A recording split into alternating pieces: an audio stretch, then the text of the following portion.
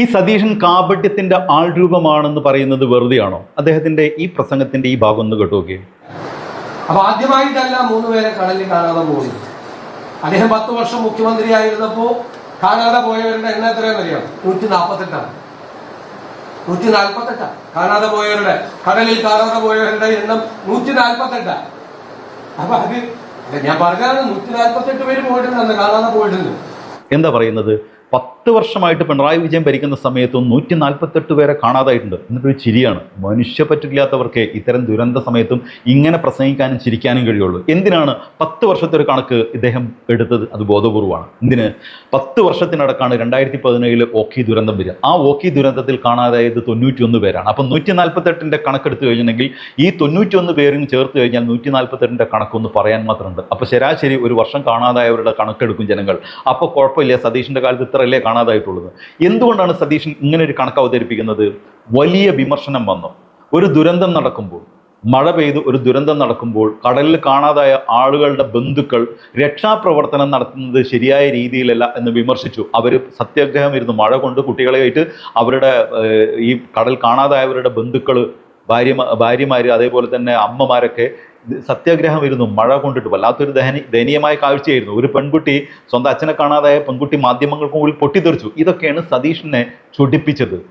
എന്താ കാരണം? സതീശൻ ഈ ദുരന്തം നടക്കുന്ന സമയത്ത് ഈ പ്രവർത്തനങ്ങൾ ആകെ ക്രോഡീകരിക്കേണ്ട ആള് മൂപ്പര് മറ്റു ആവശ്യങ്ങൾക്ക് പോയി. സ്വകാര്യ ആവശ്യങ്ങൾക്ക്, ജ്വല്ലറിയുടെ ഉദ്ഘാടനം, അമ്മയച്ചനെ കാണാൻ, ബിരിയാണി അടിക്കാൻ, ഇതൊക്കെ തന്നെയാണ് പ്രശ്നം. ഇത് വിമർശനമായി ഉന്നയിക്കുമ്പോൾ അതിനെ മറികടക്കാൻ സതീശൻ കണ്ടെത്തുന്ന കാപട്യമാണിത്. എന്ത്? 10 വർഷത്തെ കണക്കെടുക്കുക, മൂപ്പർക്ക് അറിയാം ഓക്കെ അതിൽ പെടും. ജനങ്ങളത് ചിന്തിക്കില്ല. ഓക്കെയുടെ കാര്യം ജനങ്ങൾ ചിന്തിക്കില്ല.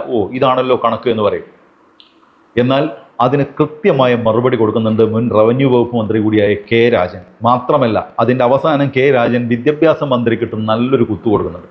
ഇതിനിടയിൽ കെ രാജൻ 10 വർഷത്തെ ഡിസാസ്റ്റർ മാനേജ്മെന്റുമായി ബന്ധപ്പെട്ട് സതീശന്റെ സ്വന്തം നേതാക്കളായ MP-മാരായ പ്രിയങ്ക ഗാന്ധിയും സോണിയാഗാന്ധിയും ഒക്കെ ചേർന്ന് തയ്യാറാക്കിയ ഒരു റിപ്പോർട്ടും അതിലെ കാര്യങ്ങളും പറഞ്ഞു കേൾപ്പിക്കുന്നുണ്ട്.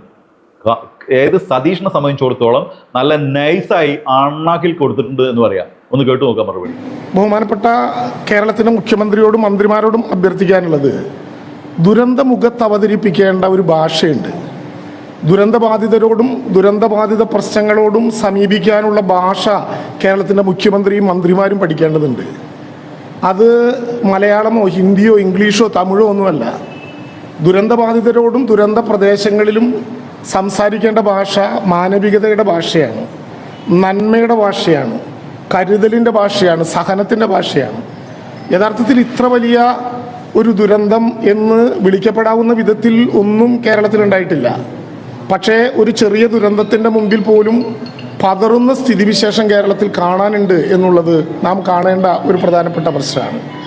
ദുരന്തബാധിതരായിട്ടുള്ള മനുഷ്യരവരുടെ വികാരങ്ങൾ പല ഘട്ടത്തിലും പല രീതിയിലും പ്രകടിപ്പിക്കും. അത് അവരുമായി ബന്ധപ്പെട്ടവരെ കാണാതാകുന്നത് ഉൾപ്പെടെ അവരുടെ മനസ്സിലുള്ള വേദനയുടെ പ്രതിഫലനമാണ്. ജനിച്ച നാൾ മുതൽ നെഞ്ചിൻ്റെ ചൂട് കൊടുത്ത് കിടത്തുറക്കിയും നടത്തിച്ചും ജീവിപ്പിച്ചുമൊക്കെ തന്നോടൊപ്പം ഉണ്ടായിരുന്ന ഒരച്ഛൻ്റെ ഹൃദയമിടിപ്പ് മക്കൾക്കറിയുന്നത് പോലെ ആർക്കാണ് അറിയുക? അച്ഛൻ നഷ്ടപ്പെട്ട ഒരാളുടെ വികാരം എന്ത് എന്ന് പലപ്പോഴും അത് അനുഭവിക്കാത്ത ആളുകൾക്ക് മനസ്സിലാകില്ല.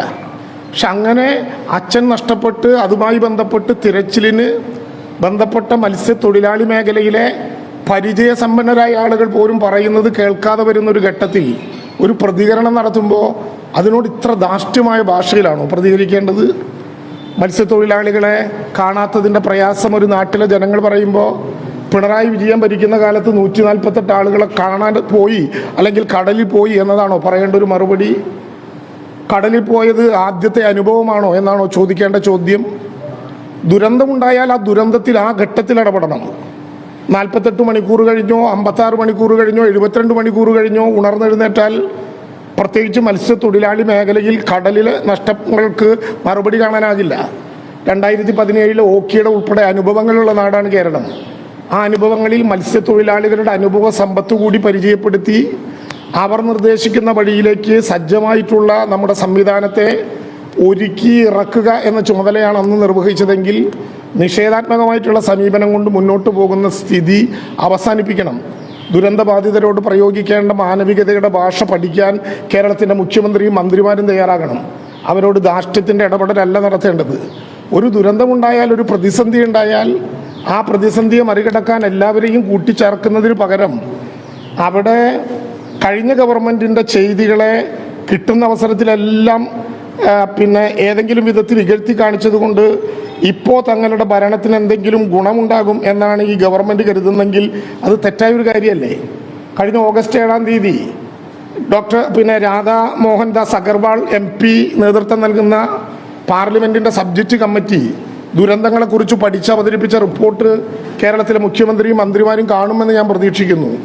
രാധാ അഗർവാൾ MPയുടെ നേതൃത്വത്തിൽ തയ്യാറാക്കി അവതരിപ്പിച്ച റിപ്പോർട്ടിൽ സോണിയാഗാന്ധിയും പ്രിയങ്ക ഗാന്ധിയും അജയ് മാക്കാനും ഹാരിസ് ബീരാനും ഉൾപ്പെടെയുള്ള MP-മാർ അംഗങ്ങളായിട്ടുള്ള ഈ സമിതി നടത്തിയ വിലയിരുത്തലുകൾ പൂർണ്ണമായിട്ടും കേരളം നടത്തുന്ന പ്രദേശങ്ങളെ വല്ലാതെ പുകഴ്ത്തിക്കൊണ്ടുള്ള റിപ്പോർട്ടല്ലേ?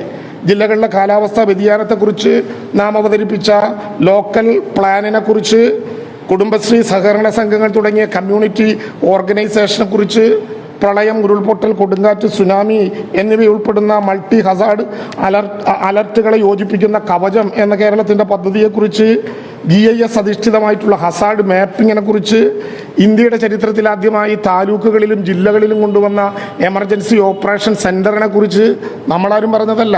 രാധാ അഗർവാൾ MPയുടെ നേതൃത്വത്തിൽ കേരളത്തിലെ മാത്രമല്ല ഇന്ത്യയിൽ അറിയപ്പെടുന്ന കോൺഗ്രസ്സുകാർ MP-മാരായിട്ടുള്ളവർ പങ്കാളിയായിട്ടുള്ള ഒരു റിപ്പോർട്ട് 10 വർഷക്കാലം ഈ കേരളത്തെക്കുറിച്ചാണ് അവർ പറഞ്ഞത്, ഒരു ഗവൺമെൻറ്റിനെ കുറിച്ചല്ല. ആ പുകഴ്ത്തലെങ്കിലും മനസ്സിലാകാതെ, ആ പ്രകീർത്തനം പോലും മനസ്സിലാകാതെ ഒഡീസയുടെ മാതൃക കേരളം പിന്തുടരാൻ പോവുകയാണെന്നൊക്കെ പറഞ്ഞാൽ എന്താണ് അതിന് അർത്ഥം ഉണ്ടാവുക? ഇവോക്കാഷൻ ഒഴികെ ബാക്കി ഒരു കാര്യത്തിലും ഒഡീസയുടെ ഡിസാസ്റ്റർ പ്ലാൻ മുന്നോട്ട് പോകാൻ കഴിഞ്ഞിട്ടില്ല എന്ന് നമുക്ക് കാണാം. അപ്പം അതുകൊണ്ട് കേവലം നമുക്കിതിന് വലിയ സിസ്റ്റം ഉണ്ട്, ആ സിസ്റ്റം ഉപയോഗപ്പെടുത്തിയാൽ മതി. പക്ഷേ ആ സിസ്റ്റം ഉപയോഗപ്പെടുത്തുമ്പോൾ കേവലം ഉദ്യോഗസ്ഥന്മാർ മാത്രം ആ സിസ്റ്റത്തിൻ്റെ ഭാഗമായിട്ട് കാര്യമില്ല. ആ സിസ്റ്റത്തെ നയിക്കാനും ആ സിസ്റ്റം അനുസരിച്ച് നടന്നുകൊണ്ടിരിക്കുന്ന കാര്യങ്ങൾ എന്ത് എന്ന് ജനങ്ങളോട് വിശദീകരിക്കാനും എല്ലാ വകുപ്പുകളെയും ഇതിൻ്റെ ഭാഗമായി കൂട്ടിയോജിപ്പിക്കാനും മന്ത്രിമാർ തമ്മിൽ മാനസികമായ ഒരു ഐക്യത്തോടെ ഈ പ്രവർത്തനങ്ങളിൽ ഇടപെടാനും ഒക്കെ നേതൃത്വപരമായ പങ്ക് വഹിക്കണം. സർക്കാരിൻ്റെ അത്തരം പ്രവർത്തനങ്ങളോട്, ജില്ലാ ഭരണകൂടത്തിൻ്റെ അത്തരം പ്രവർത്തനങ്ങളോട് പൂർണ്ണമായ പിന്തുണയാണ് പ്രതിപക്ഷത്തിനുള്ളതെങ്കിലും ഇത്തരത്തിൽ ധാർഷ്ട്യത്തിൻ്റെ ഭാഷ പ്രയോഗിച്ചുകൊണ്ട് ഒരു ദുരന്ത ഘട്ടത്തിൽ നിൽക്കാൻ പാടില്ല എന്ന് സവിനയം അഭ്യർത്ഥിക്കുകയാണ്. ചൂരൽമലയിലൊക്കെ എത്ര സോഷ്യൽ മീഡിയ അപമാനങ്ങൾ, എത്ര കൂട്ടായിട്ടുള്ള ആക്രമണങ്ങൾ, എന്തെല്ലാം വിധത്തിലുള്ള അപവാദങ്ങൾ നമ്മൾ കേട്ടു. ആ ഘട്ടങ്ങളിലൊക്കെ എല്ലാവരെയും ചേർത്തു പിടിക്കുക എന്നുള്ളത് ഏതെങ്കിലും ഒരു പ്രത്യേകമായ സംവിധാനമല്ല, അതൊരു മാനവികതയുടെ ഭാഷയാണ്. രണ്ടാമത്തെ ഒരു കാര്യം കൂടിയുള്ളത്, കേരളത്തിലെ വിദ്യാഭ്യാസ വകുപ്പ് മന്ത്രി യഥാർത്ഥത്തിൽ ഇന്നലെ നടത്തിയിട്ടുള്ള പ്രസ്താവന സത്യപ്രതിജ്ഞാ ലംഘനമാണ്. യഥാർത്ഥത്തിൽ കേരളത്തിലെ വിദ്യാഭ്യാസ വകുപ്പിൻ്റെ LSTD വകുപ്പിൻ്റെ എല്ലാ പരിപാടികളിലും വന്ദേ മാതരം പൂർണ്ണമായിട്ടും ആലപിക്കണം എന്ന് കേരളത്തിൻ്റെ ചീഫ് സെക്രട്ടറി ഒരു സന്ദേശം കൊടുത്തു. ഞാനതിൻ്റെ വിശദാംശങ്ങളിലേക്ക് പോകുന്നില്ല. ആ വന്ദേ മാതരം പൂർണ്ണമായി ചൊല്ലണം എന്ന നിർദ്ദേശം കേരളത്തിലെ ഉദ്യോഗസ്ഥ വിഭാഗത്തിൻ്റെ ചീഫായിട്ടുള്ള ചീഫ് സെക്രട്ടറി കൊടുത്താൽ ആ കൊടുത്തതിനെ കുറിച്ചിട്ടുള്ള പ്രതികരണത്തിൽ തികച്ചും തെറ്റായൊരു വിവരമാണ് കേരളത്തിലെ ജനങ്ങളുടെ മുമ്പാകെ കേരളത്തിൻ്റെ പൊതുവിദ്യാഭ്യാസ വകുപ്പ് മന്ത്രി നടത്തിയത്. മന്ത്രിമാർ കൃത്യമായ വിവരങ്ങളുടെ അടിസ്ഥാനത്തിൽ മാത്രം ഇക്കാര്യങ്ങൾ ജനങ്ങളോട് പറയാനുള്ള ഉത്തരവാദിത്വം ഉണ്ടാകണം. സത്യപ്രതിജ്ഞയിലൂടെ കേരളത്തിൻ്റെ മന്ത്രിയായി ചുമതലയെടുക്കുമ്പോൾ ഒരു വിഷയത്തിലുള്ള പ്രതികരണം ഊഹാപോഹങ്ങളുടെയും തെറ്റായ ധാരണകളുടെയും അടിസ്ഥാനത്തിലാകാൻ പാടില്ല. അത് കൃത്യമായ വിവരങ്ങളുടെ തന്നെ അടിസ്ഥാനത്തിലാകണം.